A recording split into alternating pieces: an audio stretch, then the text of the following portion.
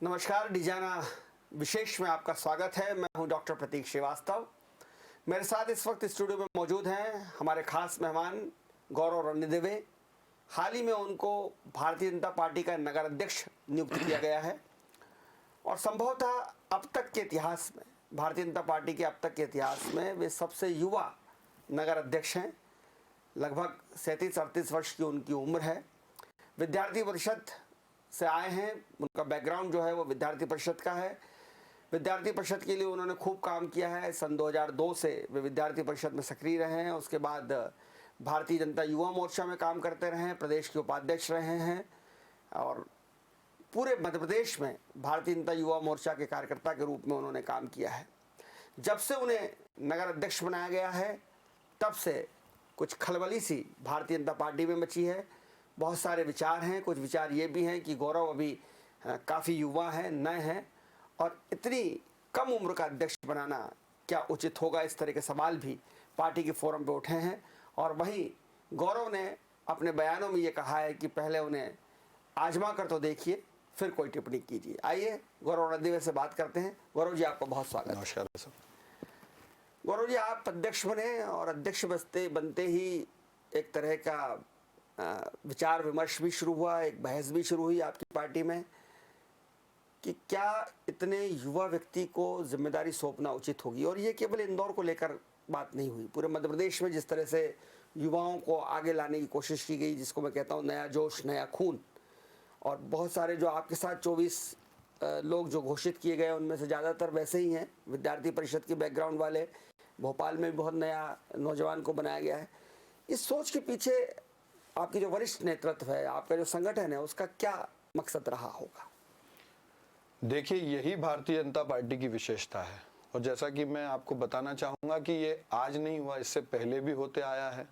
आप हमारा आज का जो मध्य प्रदेश का या देश का नेतृत्व देखेंगे, चाहे माननीय शिवराज जी हों, चाहे माननीय कैलाश जी हों, माननीय नरेंद्र सिंह जी हों, माननीय प्रहलाद पटेल जी हों, कमल पटेल जी हों, लक्ष्मण सिंह गौड़ जी या ऐसे अन्य कई हमारे सीनियर नेता, ये इसी उम्र में संगठन ने उन्हें किसी ना किसी दायित्व पे लाए थे और आने वाले समय पे उन्होंने पार्टी को लंबे समय तक कार्यकर्ता के नाते यहाँ पार्टी को खड़ा करने का काम किया है। तो भारतीय जनता पार्टी में ये लगातार चलने वाली प्रोसेस है, ये कुछ नया नहीं है। मतलब एक कार्यकर्ता को गढ़ने की, तैयार करने की, बनाने की का प्रोसेस का हिस्सा मान रहे हैं जी बिल्कुल। गौरव, लेकिन जब आप आए तो कुछ विरोध की बात शुरुआत हुई, तो इस विरोध ने आपको भयभीत किया है या दृढ़ संकल्पित किया है कुछ काम करने के लिए? देखिए, मैं बड़ी जवाबदारी के साथ ये कहना चाहूँगा कि हो सकता है कि कुछ विषयों पे या कुछ विचारों में अंतर हो, मगर भारतीय जनता पार्टी पूरी एक है। और मैं तो व्यक्तिगत रूप से हर विरोध को, मेरे बारे में कही हुई हर बात को अपने साथियों की, अपने वरिष्ठों के आशीर्वाद के तौर पे लेता हूं और क्या उसमें और अच्छा करते हुए पार्टी कार्यकर्ता के नाते काम कर सकूं, इसी लाइन पे मैं काम करता हूं। गौरव, आप जिस भारतीय जनता पार्टी के नगर अध्यक्ष बने हैं, उस भारतीय जनता पार्टी का इतना मजबूत काम इंदौर शहर में, बल्कि इंदौर जिले में है।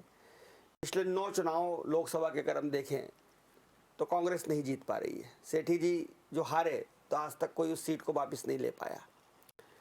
विधानसभा चुनावों की हम बात करें तो ज़्यादातर समय पे भारतीय जनता पार्टी ही भारी पड़ी है। इस बार ज़रूर 4-5 हो गया था, लेकिन ज़्यादातर भारतीय जनता पार्टी भारी पड़ी है और कांग्रेस के एक उम्मीदवार तो अब आपके साथ ही आ गए हैं।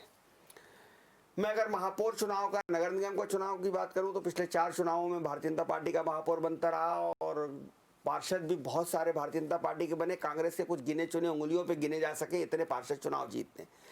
कहने का मकसद ये है कि भारतीय जनता पार्टी पहले ही नगर में इतनी मजबूत है। अगर मैं ये कहूँ कि इंदौर भाजपामय शहर है, जैसे जयपुर भाजपामय शहर है, जैसे अहमदाबाद भाजपामय शहर है, तो अब इसमें और गुंजाइश क्या है और मजबूत बनाने की?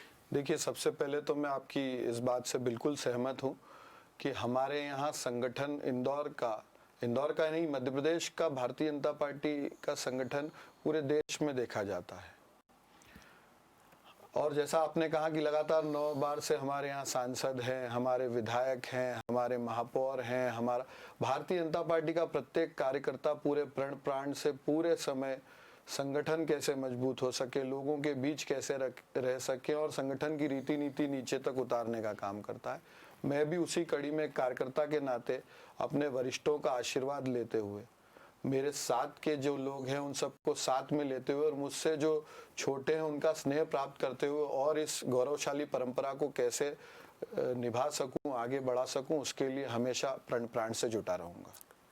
अक्सर ये देखा जाता है गौरव कि जब पार्टी सत्ता में होती है तो संगठन शिथिल हो जाता है, संगठन अपना असर खो बैठता है, सत्ता की चलती सत्ता भारी हो जाती है।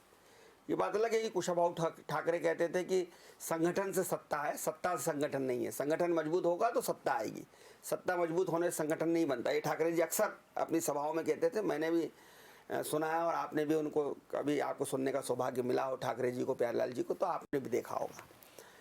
लेकिन अमूमन सरकार की बुराइयां होती हैं, सरकार सत्ता अपने साथ कुछ बुराइयां भी लाती हैं। उन्हीं में से एक बुराई ये है कि संगठन शिथिल हो जाता है और संगठन के कार्यकर्ता, ज़्यादातर कार्यकर्ता ट्रांसफ़र, दलाली, दुकानदारी, पोस्टिंग इसमें उलझ जाते हैं। ऐसे समय में जब आपकी सरकार आ गई, जब आपका नाम चल रहा था तब सरकार नहीं थी, तब तो आप विपक्ष में थे, लेकिन जब आपकी नियुक्ति हुई तब आपकी सरकार आ गई है, तो भूमिका बहुत बदल जाती है। ऐसे समय में अपने संगठन को सक्रिय रखना और अपने कार्यकर्ताओं को सरकार में एक महत्वपूर्ण भूमिका भी दिलाना, ये दो दायित्व कैसे आप निभा पाएंगे?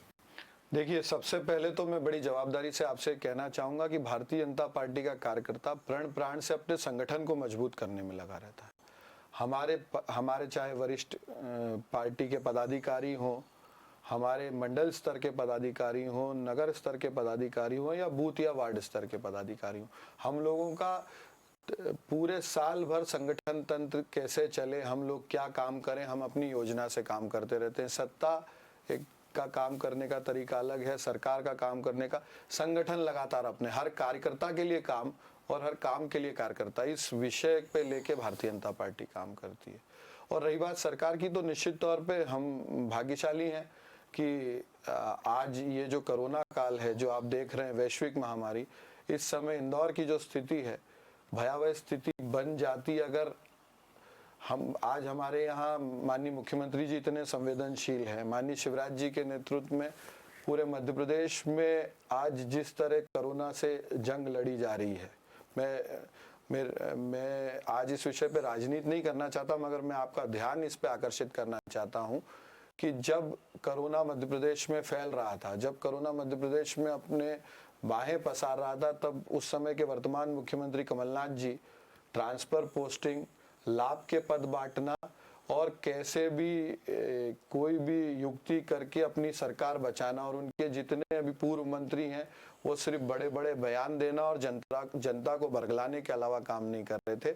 अगर उस समय उन्होंने कुछ प्री इनिशिएटिव्स लिए होते तो आज हम लोग जिस स्थिति में हैं, इतनी खराब स्थिति में नहीं खड़े होते। ये आरोप तो आप पर भी लग सकता है, आपकी पार्टी पर भी लग सकता है गौरव, कि उस समय जब कोरोना की शुरुआत हो गई थी, जनवरी में देश में कोरोना आ गया, केरल में मरीज मिल गए थे, खुद प्रधानमंत्री जी चिंता व्यक्त कर चुके थे कोरोना पर, उस समय आपकी पार्टी कमलनाथ जी की सरकार को गिराने में लगी हुई थी।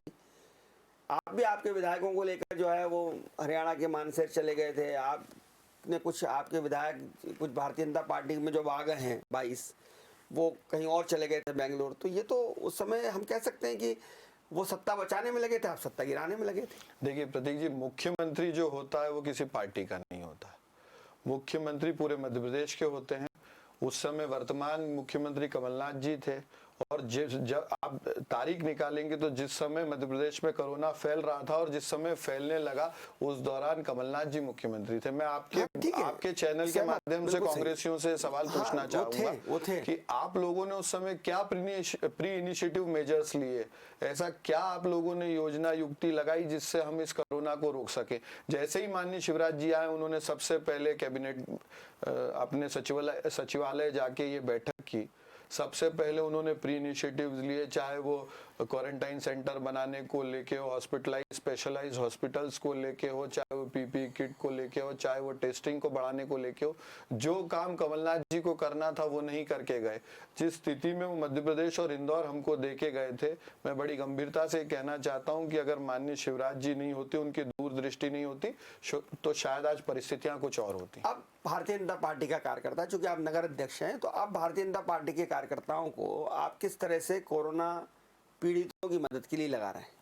कार्यकर्ताओं को क्या दायित्व दिया गया है? जिस दिन से जनता कर्फ्यू लगा है, पहले दिन से भारतीय जनता पार्टी का प्रत्येक कार्यकर्ता, वो हमारे राष्ट्रीय स्तर के माननीय कैलाश विजयवर्गीय जी हों या हमारे बूथ स्तर का कोई कार्यकर्ता, हमारे सांसद जी, हमारे सारे विधायक गण, हमारे मंडल अध्यक्ष, हमारे पार्षद, हमारे बूथ के प्रभारी, सब लोग अपने अपनी जगह पे अपने अपने वहाँ सेवा कार्य कर रहे हैं। कोई सूखा राशन दे रहा है, कोई फूड पैकेट्स दे रहा है, कोई सब्जियों का वितरण कर रहा है, कोई सैनिटाइजेशन में मदद कर रहा है, कोई हॉस्पिटल फैसिलिटी के लिए काम कर रहा है।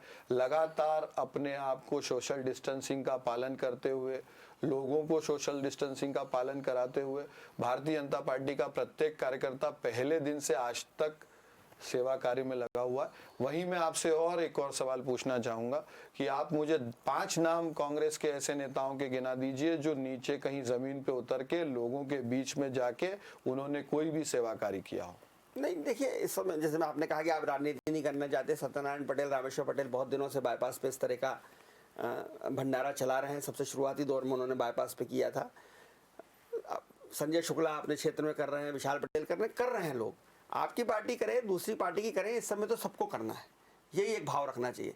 गौरव, जिस तरह से मैंने कहा कि जब आपकी 15 साल सरकार रही, शिवराज जी 13 साल उस समय मुख्यमंत्री रहे, और अभी 15 महीने कांग्रेस सरकार थी, आप हार गए थे मामूली से अंतरों से। तब अक्सर कार्यकर्ता भारतीय जनता पार्टी का शिकायत करता था कि सरकार हमारी है लेकिन उसमें हमारी कोई भूमिका नहीं है, हमारी चलती नहीं है, अफसरशाही हावी है। ये 13 साल में आपने भी सुना होगा, कई बार कार्यकर्ताओं ने बात बोली।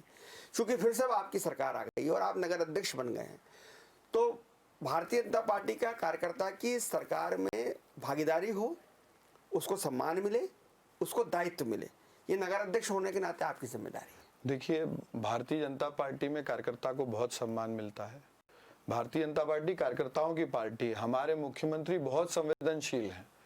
हम सब कार्यकर्ताओं को साथ लेके उनसे बात करके, हमारे प्रदेश अध्यक्ष जी, हमारे संगठन महामंत्री जी, हमारे वरिष्ठ नेता, सब लोग लगातार पालक के नाते संगठन के कार्यकर्ताओं की चिंता करते हैं। ये जो सब विषय बनाया गया है, ये कुछ समूह या मीडिया द्वारा बनाया गया है कि संगठन की चिंता सत्ता के समय नहीं होती, ऐसा बिल्कुल भी नहीं है। कार्यकर्ताओं को सम्मान मिलेगा, मिलता रहा है और मिलता रहेगा। छोटी छोटी शिकायत थी कि साहब हम थाने में जाके हमको टीआई साहब हमारा फोन तक नहीं उठाते, इस तरह की शिकायतें भी कार्यकर्ता करते थे। मैं आपसे यही तो कह रहा हूँ कि पहले भी मिलता रहा है और आगे भी मिलता रहेगा। चूंकि आरएसएस का एक बड़ा दखल भारतीय जनता पार्टी पे रहता है। हालांकि ये ठीक है, कहने को एक जुमला है कि नहीं भारतीय जनता पार्टी स्वतः स्वायत्त संगठन है और उसका आरएसएस से कोई लेना देना नहीं है, आरएसएस सामाजिक संगठन है, ठीक है, लेकिन फिर भी एक विचारधारा के तौर पर आरएसएस के आप नज़दीकी हैं और आरएसएस से आया हुआ ही संगठन मंत्री आप लोगों को नियंत्रित भी करता है। तो इस विचारधारा को लेकर अभी किस तरह से आप आगे बढ़ेंगे, उसके अनुकूलता के साथ आप किस तरह संगठन में काम करेंगे, इसको लेकर क्या ब्लूप्रिंट आपने बनाया है, क्या आपका मैप है, या संगठन की ओर से, आरएसएस की ओर से आपको क्या दिशा निर्देश? देखिए, भारतीय जनता पार्टी का प्रत्येक कार्यकर्ता पंडित दीनदयाल उपाध्याय जी की जो कल्पना है, समाज के अंतिम छोर के व्यक्ति को उसका ये मिल सके, उसका फायदा मिल सके, उसका लाभ मिल सके, उस पर काम करते हैं। और मैं भी उसी लक्ष्य को लेते हुए हमारे इंदौर में नीचे तक कार्यकर्ताओं के साथ रह के कैसे हमारा और विचार नीचे तक जा सके, क्योंकि भारतीय जनता पार्टी व्यक्ति के लिए काम करने वाली पार्टी नहीं है, विचार के लिए काम करने वाली पार्टी है। देखिए, आपकी पार्टी में बहुत वरिष्ठ नेता भी है, आप नगर अध्यक्ष बन गए, उस नाते आप उनसे ऊपर हैं, वे कोई पद नहीं है उनके पास, वो भाजपा के कार्यकर्ता है। सत्यनारायण जी सत्तन की अगर मैं बात करूं तो जब आपका शायद जन्म नहीं हुआ होगा तब वो विधायक थे 1980 में। अब ऐसी स्थिति में इतने वरिष्ठ लोगों को एक युवा व्यक्ति कैसे संभालेगा, कैसे मार्गदर्शन देगा, कैसे दिशा निर्देश देगा, कैसे उनसे काम कराएगा, ये भी एक बड़ी चुनौती होती है। जैसा कि मैंने आपसे पहले ही कहा कि मैं मार्गदर्शन लूंगा।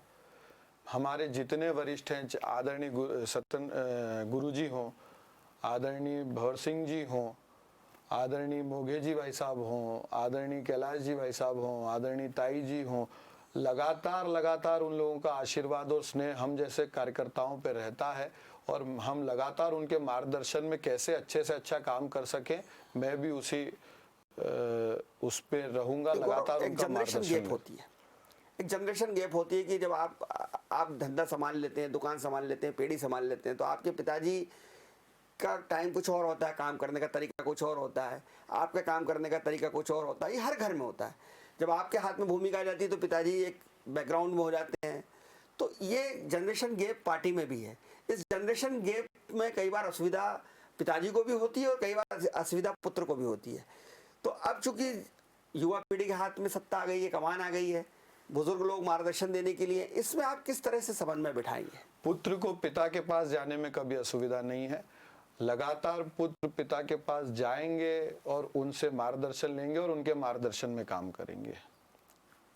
कभी दिशा निर्देश भी देना पड़ेंगे, कभी किसी काम का दायित्व भी सौंपना पड़ेगा वरिष्ठों को? हमारे यहाँ मैं संगठन रचना, चूंकि आप खुद भी जानते हैं, हमारे यहाँ किसी चीज को सामूहिकता से तय करते हैं, इसलिए कभी दिशा निर्देश जैसे देने की स्थिति कभी नहीं आती। सब लोग सामूहिकता से निर्णय लेते हैं और फिर सब लोग सामूहिकता से उस निर्णय को पालन कराने में भी जुट जाते हैं। इसलिए जो बहुत वरिष्ठ लोग हैं, आपको लगता है उनका आपको सहयोग मिलेगा? क्योंकि कई बार वरिष्ठों के मन में भाव रहता है, अरे यार ये कल का लड़का, अरे यार ये छोटा बच्चा है, ये बालक है अपने सामने, तो वो अपने सामने घूमता। तो इस तरह के लोग एक समन्वय बिठाना, मुझे ये बड़ा पूर्ण विश्वास है कि मुझे मेरे सारे वरिष्ठों का खूब आशीर्वाद मिलेगा और उनके आशीर्वाद और स्नेह से मैं बहुत अच्छा काम कर पाऊंगा। अभी क्या लक्ष्य? अभी देखिए, अभी जो नगर निगम के चुनाव होने जा रहे हैं, थोड़े दिन बाद जब हम कोरोना पे जीत जाएंगे, कोरोना सामान्य हो जाएगा, तो संभवतः 6-8 महीने बाद नगर निगम के चुनाव ड्यू हैं। पहले से ड्यू हो गए थे, वो तो कमलनाथ जी ने डिले कर दिए, उनकी सरकार ने डिले कर दिए। तो उस स्थिति में क्या जो पार्षद बनाए जाएंगे उनमें, चूंकि अब आप युवाओं का टाइम चल रहा है, आप बहुत कम उम्र में आपको अध्यक्ष बनाया गया, तो एक युवा टीम, जैसे 1983 में रायन धारका जी ने युवाओं को मौका दिया था, चाहे वो कैलाश विजयवर्गीय हो, पंकज संघवी हो, गोपी कृष्ण नीमा हो, भंवर सिंह जी हो, तमाम युवाओं को मौका रायन धारका दिया था। ऐसा इस बार फिर से एक वही लहर चलेगी युवाओं को लाने की? देखिए, भारतीय जनता पार्टी में शुरू से योग्यता के आधार पे चयन होता है और आने वाले समय में भी यही योग्यता के आधार पे ही चयन होगा। युवा के आधार पर चयन नहीं होगा?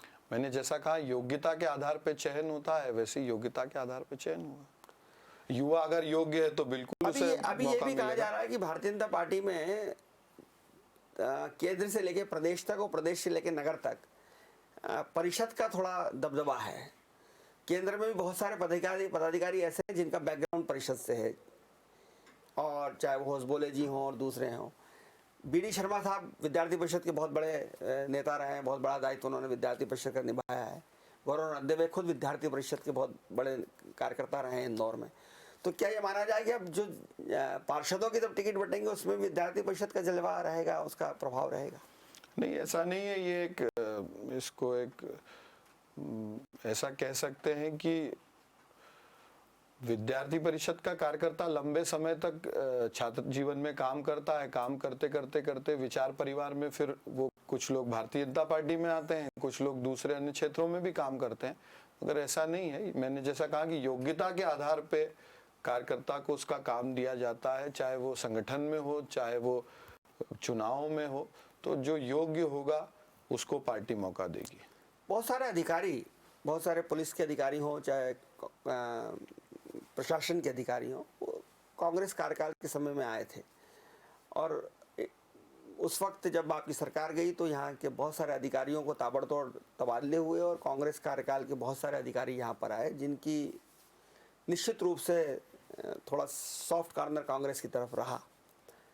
अब ये अलग बात है कि जैसे ही शिवराज जी आए, कोरोना आ गया, और जैसे कि आपने अभी कहा कि कमलनाथ जी आखिरी समय तक ट्रांसफ़र करते रहे थे, तो बहुत सारी पोस्टिंग तो सरकार आना जाना चल रहा था उसी दौरान हुई। तो क्या आपका संगठन सरकार को कुछ सुझाव देगा इस तमाम जब सब स्थितियां नॉर्मल हो जाएंगी कि किस तरह के लोग और यहाँ पर अधिकारी आए? देखिए, मेरा दायित्व संगठन को मजबूत करने का है, संगठन में नीचे उतर के काम करने का है। हम लोग सब कार्यकर्ता और नीचे इंदौर के संगठन को कैसे मजबूत कर सकें इसकी योजना बनाने का है। सत्ता, शासन, प्रशासन ये मेरा काम नहीं है, इसलिए संगठन बिल्कुल इसमें दखल नहीं देता। संगठन को मजबूत बनाने का जिस तरह की आप बात कर रहे हैं, तो अब सदस्य संख्या बढ़ाने के लिए आप और क्या करेंगे? क्योंकि अभी एक सदस्यता अभियान भी, और फिर अभी एक बड़ी समस्या जो आ रही है कि भारतीय जनता पार्टी के बारे में कहा जाता है कि व्यापारियों की, खासतौर छोटे व्यापारियों की, छोटे किसानों की इनकी पार्टी है। अभी सबके व्यापार व्यवसाय बंद पड़े हुए हैं। इंदौर में अगर हम बात करें, रेड जोन है। आपके बहुत सारे जो व्यापारी वर्ग है, कपड़ा मार्केट, किराना मार्केट, सियागंज, मारोटिया, इसमें भारतीय जनता पार्टी की एक लंबी टीम है, सबके कामकाज बंद है। तो ये चिंता भी संगठन कर रही है, पार्टी कर रही है कि जल्दी से जल्दी कोई बाजार खोलें, क्षेत्र खोलें, गतिविधियां शुरू हों। इस दिशा में आपने क्या प्लान बनाया आपकी पार्टी निश्चित तौर पे हम लोग लगातार, चूंकि आपने जिस विषय की ओर ध्यान आकर्षित किया है, ये आने वाले समय में बड़ा चैलेंज सभी लोगों के सामने। सिर्फ ऐसा नहीं कि इंदौर या मध्य प्रदेश में, पूरी देश दुनिया में ये एक चैलेंज आने वाला है कि ये जो कोरोना वैश्विक महामारी के कारण व्यक्ति से लेकर व्यापार तक प्रभावित हुआ है, कैसे सामान्य मानवी का जनजीवन वापस से। इंदौर में भी लगातार हमारे जनप्रतिनिधि, हमारे बड़े नेता, प्रशासन के अधिकारी लगातार इस पे वर्किंग कर रहे हैं कि कैसे प्लानिंग करके, कैसे थोड़ी थोड़ी रिलीफ दे के कोरोना से भी बचते हुए हम जान भी बचा सकें और जहान भी ठीक कर सकें। इस पे लगातार वर्किंग चल रही है। अभी बहुत दिनों में अक्सर ये पिछले दिनों की राजनीति में देखने में आया, चाहे कांग्रेस की सरकार रही हो, चाहे बीजेपी की सरकार रही हो, इंदौर में जनप्रतिनिधि नेपथ्य में चले गए, पर्दे के पीछे चले गए, और प्रशासनिक अधिकारी जो है वो सब निर्णय लेने लग गए और सब उनके हाथ में ही एक तरह से सत्ता और अधिकार केंद्रित हो गए। जनप्रतिनिधियों की वो सक्रिय भूमिका जो 1980 के दशक में देखी जाती थी, वो सक्रिय भूमिका अब दिखाई नहीं देती 2020 में, क्योंकि अब युवा नेतृत्व आया। 1980 में भी ट्रांजिशन पीरियड था और उस समय भी युवा नेतृत्व आ रहा था दोनों पार्टियों से। चाहे वो अर्जुन सिंह भी बहुत प्रतिस्थापित नेताओं को पीछे छोड़कर मुख्यमंत्री बने थे और उन्होंने नया नेतृत्व महेश जोशी और दूसरों का खड़ा किया था, और बीजेपी से भी नया नेतृत्व खड़ा हो रहा था। तो वही ट्रांजिशन पीरियड अब 2020 में 40 साल बाद दिखाई दे रहा है। तो क्या अब ये नया नेतृत्व जो आपके नेतृत्व में या बी डी शर्मा साहब के नेतृत्व में खड़ा हुआ है, ये संगठन के साथ साथ जनप्रतिनिधियों को भूमिका में आगे लाएगा, फ्रंट फुट पे खिलवाएगा, या प्रशासनिक अधिकारियों के हाथ में दबदबा बना रहेगा? नहीं, देखिए, ऐसा है कि हमारे जनप्रतिनिधि तो लगातार लोगों के बीच में ही रहते हैं और लगातार काम करते बीच में तो रहते हैं, अधिकार नहीं है।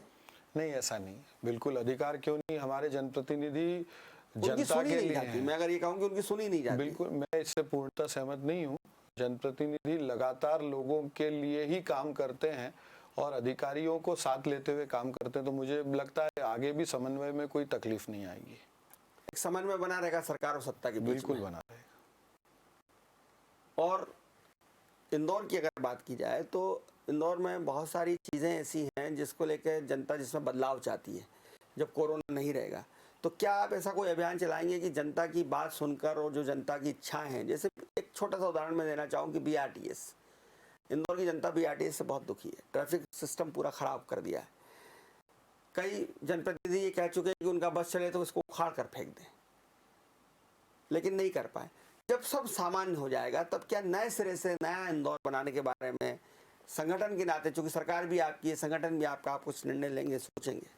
देखिए, in the larger interest of public जो कुछ भी होगा, भारतीय जनता पार्टी के कार्यकर्ता के नाते, मैं भारतीय जनता पार्टी के जनप्रतिनिधियों के नाते, हमारे सारे जनप्रतिनिधि और हमारे सारे नेता लगातार वो काम करते रहेंगे। चूंकि आपके पास एक युवाओं की टीम है जो विद्यार्थी परिषद से युवा मोर्चा में आपके साथ आई और युवा मोर्चा से भारतीय जनता पार्टी में सक्रिय हो गई, तो जाहिर है कि उस टीम को आप मोटिवेट करेंगे, संचालित करेंगे। लेकिन इसके अलावा और अभी जो नई टीम आ रही है, नए युवा आ रहे हैं, उनको अपने साथ जोड़ने के लिए मैंने कहा कि सदस्यता अभियान बढ़े, सदस्य संख्या बढ़े, लोग सक्रियता के साथ आपके साथ आएँ। और चूंकि ये ज़माना सोशल मीडिया का ज़माना है, सोशल मीडिया पे बहुत ज़्यादा पार्टी काम करती है और नरेंद्र मोदी जी और अमित शाह तो सोशल मीडिया को खासतौर पर तरजीह देते हैं, तो सोशल मीडिया को लेकर आपने क्या प्लान बनाया है? देखिए, हम लोग भाग्यशाली हैं कि हमारे पास नरेंद्र मोदी जी के रूप में एक ऐसा चमत्कारिक नेतृत्व है जिनको लेके पूरे देश में युवा आकर्षित है। भारतीय जनता पार्टी से भी युवा आकर्षित है। हम लोग लगातार, हमारे यहाँ बूथ स्तर के कार्यकर्ता तक की सोशल मीडिया के बहुत बड़े ग्रुप्स बने हुए हैं, अकाउंट बने हुए हैं। हम लोगों का लगातार युवाओं से संपर्क और संवाद बना रहता है पूरे समय। इसलिए युवाओं को साथ लेके, युवाओं के योगदान से भारतीय जनता पार्टी आने वाले समय पे और भी अच्छा काम करने वाली है। जो एक विधानसभा सीट, 2 विधानसभा सीट शहर की आपने खोई, विधानसभा क्षेत्र क्रमांक 1 जहां संजय शुक्ला जीते कांग्रेस के, और विधानसभा 6 जिसको हम राव मानते हैं, जिसमें आधा शहर है और आधा गांव है। बाकी तो 3 ग्रामीण सीटें कांग्रेस ने जीती, उसमें से एक के उम्मीदवार तो अब आपके साथ ही आ गए हैं। लेकिन चूंकि राव क्षेत्र से आपका भी नाम चल रहा था उस समय, टिकट की जब बात हो रही थी कि आपको भी टिकट मिल सकता है, राव क्षेत्र से एक नाम आपका भी चला था उस दौरान। अब नगर अध्यक्ष होने के नाते ये आपका दायित्व है, आपकी जिम्मेदारी है कि आप अपने नेतृत्व में सभी 6 सीट जीतने की कोशिश करें शहर की, जिसकी जिम्मेदारी आपकी। 3 तो ग्रामीण क्षेत्र में आती है। तो 1 नंबर जो हारी हुई सीट है और राव जो हारी हुई सीट है, उसके लिए कोई विशेष रणनीति का प्लान करेंगे संगठन के नेताओं के साथ मिलकर? देखिए, सबसे पहले तो मैं आपको ये कहना चाहूंगा कि कांग्रेस का झूठ जीता था। कांग्रेस ने किसानों को, युवाओं को, बेरोजगार युवाओं को जो भ्रम और झूठ फैला के वो झूठ 4 जगह नहीं जीता, 2 जगह जीत गया। बरगलाने की कोशिश की थी। जहां चला वहां चला। जैसे राहू में कई जगह आप बात करेंगे तो वहां किसान हैं, आप 1 नंबर क्षेत्र की बात करेंगे तो वहां श्रमिक क्षेत्र ज्यादा है। तो जहां, मगर इन 1.5-2 सालों में कांग्रेस का जो कुशासन था, जनता उसे जान चुकी है। भारतीय जनता पार्टी की जितनी रीति नीतियां थी, जितनी योजनाएं थी, सबसे पहले कमलनाथ जी ने आके उसे बंद किया। जो जनहितकारी योजनाएं थी उसे बंद किया। तो आप मान के चलिए कि जनता मन और मानस बना के तैयार बैठी है। जिस दिन भारतीय जनता पार्टी के सामने कांग्रेस के जो भी लोग चुनाव लड़ने जाएंगे, जनता भारतीय जनता पार्टी को जिताने वाली है। पार्टी में मतभेद भी बहुत हैं, माने ना माने आप, ताई का खेमा है, भाई का खेमा है। अभी भी ये बात उठी कि ताई खेमे से राजेश सोनकर को अध्यक्ष पद मिल गया जिला का, और भाई खेमे से गौरव रणदीवे को मिल गया। ये बाजार में, मीडिया में भी चर्चा है, बाजार में भी, और पार्टी के कार्यकर्ता भी कहते हैं। अलग अलग गुट है, हर विधानसभा में अलग अलग गुट हैं। राव की बात करें जाए तो जीतू जिराती का अलग गुट है, मधु वर्मा का अलग है, मल्हार का अलग है, दिनेश मल्हार का एक अलग गुट है, सुदर्शन गुप्ता का अलग गुट है, दूसरों का अलग वहाँ गुट है 1 नंबर विधानसभा क्षेत्र में। तो इस तरह की गतिविधियों में पार्टी में एका कर पाना, जिसके बारे में कहा जाता है कि अभी तक कोई ऐसा माइका लाल इंदौर में पैदा नहीं हुआ ताई और भाई को एक कर सके, क्या ये संभव है आपके लिए कि आप ताई और भाई खेमे को एक कर सकेंगे? देखिए, मैंने जैसे पहले भी कहा कि ये देखने वालों की दृष्टि में है। जब मीडिया देखती है तो उसको ऐसा डाइवर्सिफाइड करती है कि ये खेमा है, ये वो खेमा है। जब हम लोग भारतीय जनता पार्टी के कार्यकर्ता के नाते इन सबको देखते हैं तो ये सब हमारे वरिष्ठ मार्गदर्शक हैं। चाहे ताई जी हों, चाहे कैलाश जी हों, चाहे मोगी जी हों, चाहे सत्तन जी हों, चाहे अन्य हमारे बड़े भैया हों, चाहे हमारे सांसद जी हों, चाहे विधायक जी हों। इसलिए भारतीय जनता पार्टी पूरा एक है। आपने जैसा कहा कि 9 बार लगातार हम लोग यहाँ लोकसभा जीते, लगातार हम यहाँ विधानसभा जीते, लगातार हम यहाँ महापौर जीते। भारतीय जनता पार्टी का प्रत्येक कार्यकर्ता एक है, तभी तो हम लोग जीतते हैं। तो ये आप लोगों की दृष्टि में अलग अलग है, भारतीय जनता पार्टी पूरी एक है। बहुत धन्यवाद गौरव रणदीवे हमसे बात करने के लिए। और आप सुन रहे थे भारतीय जनता पार्टी के नवनियुक्त नगर अध्यक्ष गौरव रणदीवे को, जो तमाम विवादों को परे रखकर ये कहना चाहते हैं कि पहले उन्हें आजमा लिया जाए। वे काम करके दिखाना चाहते हैं, उन्हें कुछ परीक्षाएं पास कर लेनी जाए, फिर उनका आकलन किया जाए, और वे किसी भी कसौटी पर कसे जाने के लिए, किसी भी परीक्षा देने के लिए तैयार हैं। उनका बहुत साफ तौर पर कहना है कि वे वरिष्ठों का मार्गदर्शन में काम करेंगे और युवा टीम के साथ, जोश खरोश के साथ उस लक्ष्य को प्राप्त करने की कोशिश करेंगे जो संगठन ने तय किए हैं। जो मानदंड और जो मापदंड पार्टी निर्धारित करेगी उसको पाने की पूरी कोशिश करेंगे। पहले उनको आजमा लिया जाए, फिर उन पर कोई टिप्पणी की जाए। देखते रहिए डी न्यूज़, खबरों का सिलसिला जारी रहेगा। धन्यवाद सर।